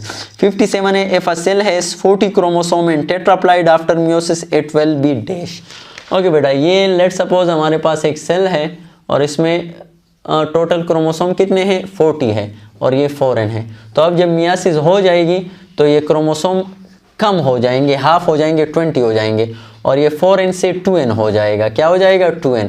तो अब ये हाफ हो गए, तो हाफ अगर नंबर ऑफ क्रोमोसोम आ जाए तो इट्स मीन कि ये हेप्लाइड है, उसके लिए हम लफ्ज़ हेप्लाइड इस्तेमाल करेंगे, और ये 2n है तो 2n के लिए लफ्ज़ हम डिप्लाइड इस्तेमाल करेंगे। तो आफ्टर मियासिस के बाद ये जो सेल्स होगा ये क्या होगा, डिप्लाइड भी होगा और हेप्लाइड भी हो सकता है। इसी तरह और भी लेट सपोज अगर आपके पास लेट सपोज एक सेल है वो 6n है, सही है, जिस तरह की वीट है, तो उसको, और इसमें 42 क्रोमोसोम है, तो इसमें जब मियासिस हो जाएगी तो ये क्या 21 क्रोमोसोम आ जाएंगे और 3n हो जाएगा। तो अब ये हैप्लॉइड भी है। हैप्लॉइड किसे कहते हैं? Half number of chromosome. और हैप्लॉइड में अगर देखा जाए सेट्स कितने, 3 सेट्स है तो ट्रिप्लॉइड। तो इसीलिए याद रखना एक हैप्लॉइड सेल जो है, हैप्लॉइड सेल वो हमारे पास मोनोप्लॉइड भी हो सकता है, वो हमारे पास डिप्लॉइड भी हो सकता है, वो हमारे पास ट्रिप्लॉइड भी हो सकता है, एंड सो ऑन। अच्छा बेटा, नेक्स्ट है हमारे पास एमसीक्यूज नंबर 50। तो ये बोथ एंड बी करेक्ट होगा, haploid and haploid and diploid. अच्छा 58 है, which of the following strand act as a template strand during DNA replication. कौन सा जो है strand as a template strand use होता है डीएनए रिप्लिकेशन? तो याद रखना डीएनए रिप्लिकेशन में एक 5 to 3 एंड एक 3 to 5 एंड। तो डीएनए रिप्लिकेशन में दोनों स्ट्रैंड जो है इसके अपोजिट हमारे पास नए स्ट्रैंड बनते हैं, तो दोनों 5 to 3 या 3 to 5 दोनों स्ट्रैंड हमारे पास act as a template strand. तो ऑप्शन कौन सा करेक्ट होगा? बी करेक्ट होगा, that is 3 to 5 and 5 to 3 strand. अच्छा बेटा, नेक्स्ट है 59। If a kind of mutation in which the donor chromosome suffer from deletion and recipient from addition, let's suppose ये है हमारे पास एक क्रोमोसोम, ये दूसरा है क्रोमोसोम, यहाँ से एक पार्ट चला गया और यहाँ पे ऐड हो गया, तो अब यहाँ पे डिलीशन हो गया और यहाँ पे इंजर्शन हो गया, ये एडिशन हो गया, तो उसको हम क्या कहेंगे बेटा? इसको हम कहेंगे ट्रांसलोकेशन कहेंगे। सही, तो ये है हमारे पास ट्रांसलोकेशन जो कि बी है। 61 है, a pair of morphological similar chromosome is known as. तो जो एक जैसे होते हैं, सिमिलर क्रोमोसोम होते हैं, उसको हम क्या कहते हैं? होमोलोगस क्रोमोसोम, जो कि ऑप्शन ए है। 61 है, highly condensed and transcriptionally inactive DNA form dash. जो हाईली कंडेंस्ड डीएनए होता है उसको हम हेट्रोक्रोमेटिन कहते हैं, और यहाँ पे हमारे पास इससे कोई भी जीन्स वगैरह जो उसकी ट्रांसक्रिप्शन है वो नहीं होती, ये नॉन कोडेड रीजन है हेट्रोक्रोमेटिन। 62 है, which of the following is not a characteristics of DNA. तो डीएनए की कौन सी कंपोज्ड ऑफ न्यूक्लियोटाइड? बिल्कुल सही है, कम्प्लीमेंट्री। हाँ, एक दूसरे के दो जो स्ट्रैंड होते हैं कम्प्लीमेंट्री होते हैं, डबल स्ट्रैंडेड भी होता है, एक नहीं होता। कौन सा? Contain ribose. तो राइबोस नहीं होता, डीएक्सी राइबोस होता है, जो कि ऑप्शन सी है। अच्छा, a DNA strand having the sequence CGATTG। एक डीएनए स्ट्रैंड है जिसमें हमारे पास जो सीक्वेंस है वो कौन कौन सा है बेटा? वो है सीक्वेंस है हमारे पास CG और ATT और G।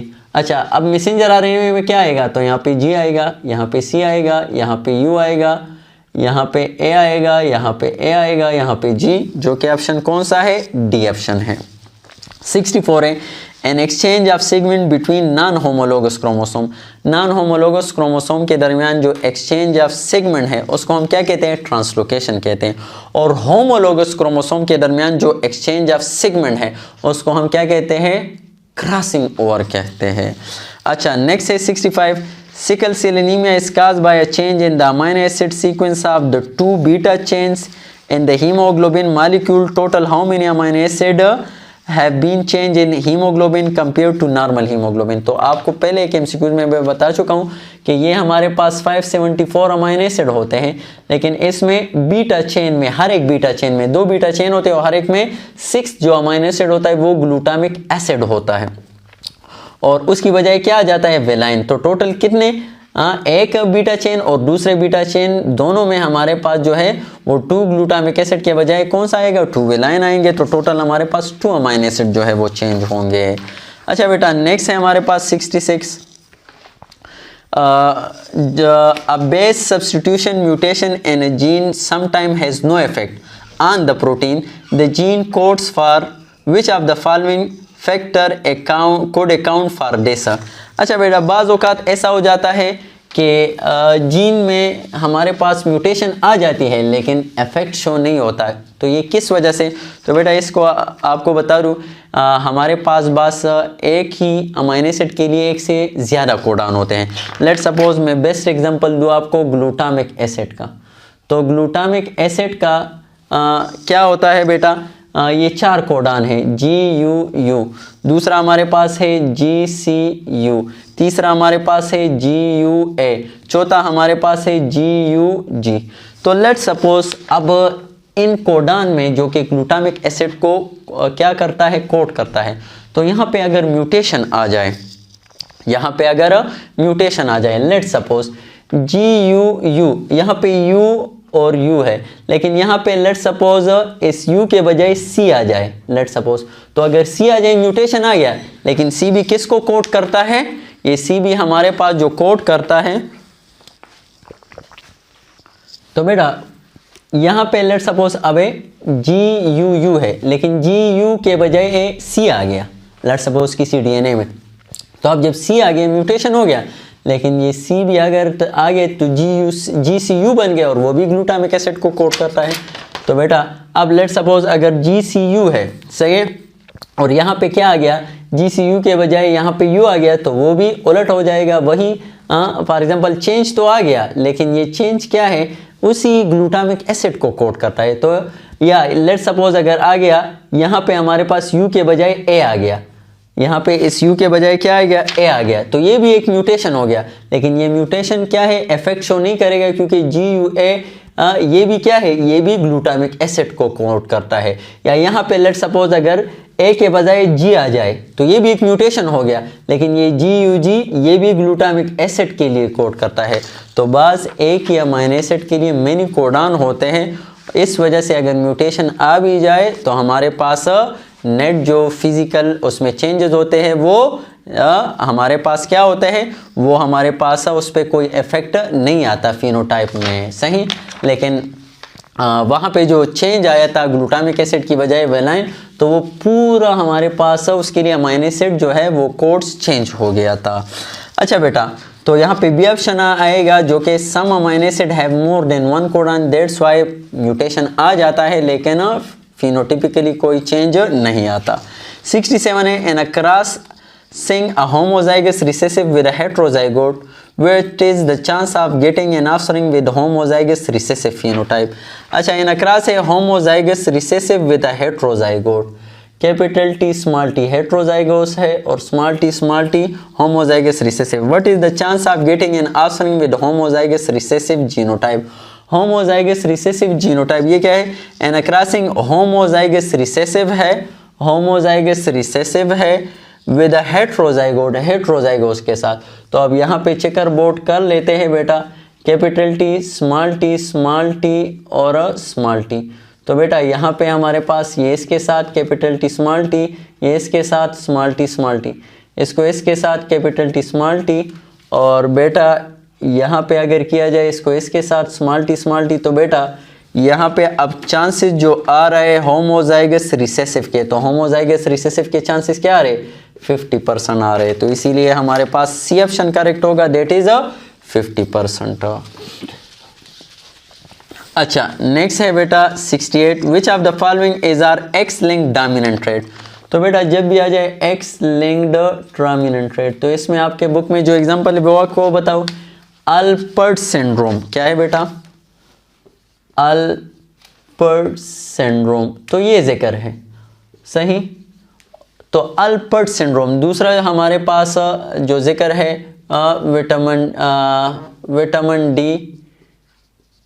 विटामिन डी रेजिस्टेंट जो है रिकेट्स, और सही है इसी तरह। तो यहाँ पे अल्पर्ट्स आया है और एक लफ्ज आएगा अल्पर्स सिंड्रोम। तो बेटा एक है अल्पर्ट्स और एक है अल्पर्स। तो ये जब आ जाए, ये प्रयान में हमारे पास पढ़ेंगे, प्रयान्स में डिजीज है, प्रयान डिजीज काज करता है, प्रयान हमारे पास जो एक डिजीज काज करता है वो अल्पर सिंड्रोम है। और अगर अल्पर्ट्स आ जाए तो ये हमारे पास एक्स लिंक डोमिनेंट डिसऑर्डर है। तो यहाँ पे अल्पर्स असल में आया है जो कि ए है और ये नहीं है। बी डायबिटिस इंसिपिडिस, तो हमारे पास क्या है, एक्स लिंक रिसेसिव है। तो ऑप्शन कौन सा करेक्ट होगा, डी करेक्ट होगा, that is none of this. अच्छा 69 है, ribosomal RNA in eukaryote is synthesised by dash. तो बेटा एक है प्रोकैरियोट और एक है यूकैरियोट। तो बेटा दोनों में आरएनए में क्या फ़र्क है, तो बेटा प्रोकैरियोट में याद रखना और यूकैरियोट, प्रोकैरियोट में हमारे पास आरएमटी मैसेंजर आरएनए, आरएमटी राइबोसोमल आरएनए, मैसेंजर आरएनए और ट्रांसफर आरएनए, इन तीनों को एक ही एंजाइम बनाता है आरएनए पॉलीमरेज, सही। जबकि यहाँ पे यूकैरियोट में RMT, ribosomal RNA, messenger RNA और ट्रांसफर, इसको आरएनए पॉलीमरेज 1 बनाता है, इसको आरएनए पॉलीमरेज 2 बनाता है और इसको आरएनए पॉलीमरेज 3 बनाता है। तो ये आरएमटी फार्मूला आपने याद रखना है। तो यहाँ पे क्या है बेटा, राइबोसोमल आरएनए, राइबोसोमल आरएनए कौन बनाता है, 1 बनाता है, आरएनए पॉलीमरेज 1। 70 है, Turner syndrome is the example of dash. बेटा टर्नर सिंड्रोम में क्या होता है, सिंपल एक एक्स होता है और ये फीमेल में होता है, और ये बेटा यहाँ पे एक एक्स नहीं होता, लेक होता है, नॉन डिसजंक्शन होती है सेक्स क्रोमोसोम की। और बेटा ये एग्जांपल है मोनोसोमी की, और मोनोसोमी ये एग्जांपल है हमारे पास एन यूप्लाइडी की, एन यूप्लाइडी की। और एन यूप्लाइडी में जब एक क्रोमोसोम लेक हो तो उसको हम क्या कहते हैं, मोनोसोमी। तो यहाँ पे ऑप्शन कौन सा करेक्ट होगा, बोथ बी एंड सी, जो कि एन यूप्लाइडी है और दूसरा मोनोसोमी है, जो ए एंड सी करेक्ट होगा, both A and C option correct होगा। अच्छा नेक्स्ट है बेटा 71, which one or when one or both testes remain in the abdomen the condition is called dash। तो बेटा एक या दोनों टेस्टिस उसकी डिसेंडिंग ना हो, स्क्रूटम में ना आए, तो उस कंडीशन को हम क्या कहते हैं बेटा, क्रेप्टोरकेडिज्म। क्या कहते हैं, क्रेप्टोरकेडिज्म, जो कि ऑप्शन सी है। अच्छा 72 है, all of the following hormone are peptide in nature except. तो बेटा ऑक्सीटोसिन, ऑक्सीटोसिन, और दूसरा हमारे पास है कैल्सिटोनिन, कैल्सिटोनिन, और तीसरा हमारे पास है बेटा एड्रीनलिन, एड्रीनलिन। तो बेटा ये भी पेप्टाइड है, ये भी पेप्टाइड है, और ये जो क्या है, ये अमीनो एसिड डेरिवेटिव है। तो एड्रेनलिन जो है ये अमीनो एसिड डेरिवेटिव है, बाकी दोनों क्या है, ये पेप्टाइड इन नेचर है। तो एक्सेप्ट सी करेक्ट होगा, जो कि एड्रेनलिन है। 73 है, the oogenesis start before birth and then stop for a long period of time in dash phase. oogenesis जब आ जाए कब स्टार्ट होता है, तो आपको बता दूं बिफोर बर्थ स्टार्ट होता है। तो और स्पर्मेटोजेनेसिस कब स्टार्ट होता है, आफ्टर द बर्थ स्टार्ट होता है। अच्छा बेटा फिर oogenesis में एक और बात याद रखना कि ये तो स्टार्ट होता है बिफोर बर्थ, लेकिन वहां पे फिर हमारे पास मियोसिस जब स्टार्ट हो जाता है तो प्रोफेज 1 में ये स्टॉप कर जाता है। कौन से स्टेज में, प्रोफेज 1 में। और फिर जब प्यूबरिटी पहुंच जाती है तो फिर हमारे पास क्या होगा, ये कंटिन्यूस करेगा प्यूबरिटी के बाद। और फर्टिलाइजेशन जब होती है बेटा तो ये कौन से स्टेज में होता है, मैंने आपको बता दिया, मेटाफेज 2 में होता है। तो अब कोई आपसे कहे कि ये अपनी जो मियासिस है ये कब कंप्लीट करेगा, तो जब इसकी फर्टिलाइजेशन होगी तब ये कंप्लीट करेगा, अदरवाइज नॉट। तो बेटा यहाँ पे ए ऑप्शन आएगा, प्रोफेज 1। तो प्रोफेज 1 में oogenesis हमारे पास स्टॉप होती है जब पैदा हो जाती है बच्ची और प्यूबरिटी तक पहुंच जाती है, तो फिर वहां से फर्दर कंटिन्यू होता है। 74 है, if a trait have 3 phenotype the minimum number of allele should be. तो बेटा मिनिमम नंबर ऑफ अलील किसी भी ट्रेट के लिए वो क्या हो सकते हैं, 2 हो सकते हैं, सही है। तो ऑप्शन हमारे पास ए करेक्ट होगा, दैट इज 2। अच्छा 75, speciation which occur when organism become reproductively isolated. Reproductively isolated क्या है कि बेटा मेल जो है वो मैटिंग नहीं कर सकते, किसके साथ, डंकी के साथ, डंकी मैटिंग नहीं कर सकते किसी और बिल्ली वगैरह के साथ, this is what reproductively isolation. तो रिप्रोडक्टिव आइसोलेशन की वजह से जो स्पेसिएशन आता है उसको हम क्या कहते हैं, सिम्पैट्रिक स्पेसिएशन कहते हैं, जो कि ऑप्शन बी है। अच्छा 76 है, outward movement of individual into population. ये है पॉपुलेशन और इसकी जो आउटवर्ड मूवमेंट है इसको हम माइग्रेशन, लेकिन ये कौन सा माइग्रेशन है, तो बेटा इसको हम इमिग्रेशन कहेंगे, इमिग्रेशन, इमिग्रेशन। और अगर इनवर्ड मूवमेंट होगा तो उसको हम क्या कहेंगे, आई से फिर आएगा, इमिग्रेशन वो आई से आएगा, और इमिग्रेशन जो है वो आउटवर्ड होगी। तो ऑप्शन बी करेक्ट होगा, दैट इज इमिग्रेशन। अच्छा नेक्स्ट है बेटा हमारे पास MCQs number 77, which of the following restriction enzyme produce blunt and. तो बेटा रिस्ट्रिक्शन एंजाइम जब हम पढ़ेंगे तो इसमें एक स्टिकी एंड प्रोड्यूस करते हैं, एक ब्लंट एंड। तो आपको आसान सा फार्मूला बता दूं, बस ब्लंट एंड का याद रखना, बाकी तमाम के तमाम स्टिकी एंड आपके बुक में जिक्र है। और वो कौन से है, समा 1 और बेटा HAE3, सही। तो ये 2 एंजाइम सम ही आपने याद रखना है, ये 2 एंजाइम है जो कि ब्लंट एंड प्रोड्यूस करते हैं, बाकी तमाम के तमाम स्टिक एंड प्रोड्यूस करते हैं। तो यहाँ पे ऑप्शन जिक्र है SAMA, समा 1 जिक्र है, ये दूसरा जिक्र नहीं है, ऑप्शन ए करेक्ट होगा, समा 1। बाकी तमाम के तमाम बस ये 2 प्लांट इंट्रोड्यूस कर रहे हैं, बाकी तमाम जो आपके बुक में जिक्र है वो स्टिकी इंट्रोड्यूस कर रहे हैं। 78 है PBR 322 vector dash copies of desire gene पर सेल। तो PBR 322 जो है 15 कापीज पर सेल बनाता है, जो कि ऑप्शन सी है। 79 for synthesis of DNA and PCR required dash. PCR में DNA की सिंथेसिस के लिए क्या रिक्वायर्ड है? तो हमें रिक्वायर्ड है बेटा क्या, DNTPs। DNA के लिए हमें क्या, DNTPs चाहिए, RNTPs या DDNTPs नहीं चाहिए, DNTPs है। ये जो DDNTPs है ये कहाँ पे रिक्वायर्ड है? तो बेटा ये हमारे पास रिक्वायर्ड होते हैं किस में, DNA सीक्वेंस में। कौन से DNA सीक्वेंस में? सेंगर DNA सीक्वेंस में। डन। अच्छा बेटा नेक्स्ट है बेटा 80 inoculation is perform, last one MCQs है।